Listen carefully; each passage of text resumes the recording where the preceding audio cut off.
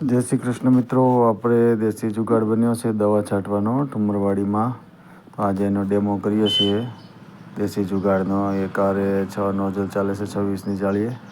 તો તમે જુઓ છો આપણે આ દેશી જુગાડ બનાવ્યો છે દવા છાંટવાનો, જેમાં 50 લીટરની ટાંકી છે, 12 વારની 2 બેટરી છે, 2 મોટર છે મોટી ડબલની, અને આપણે આ તૈયાર કર્યું છે.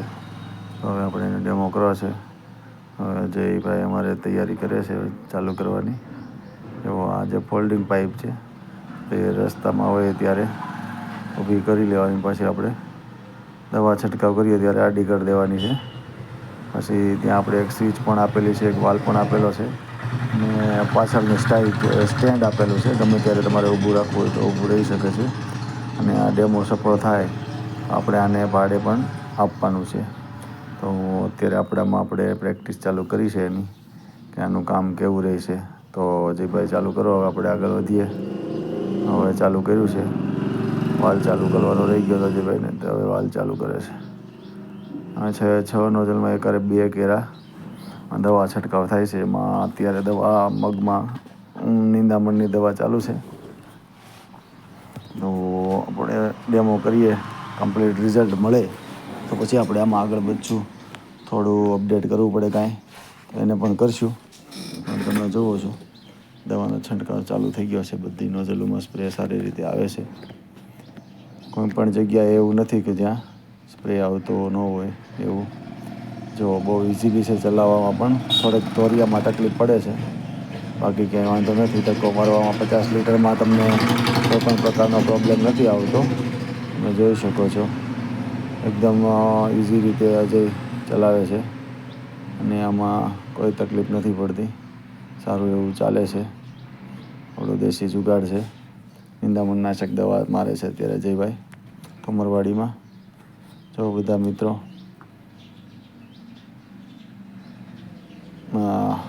બરાબર ચાલે છે ને?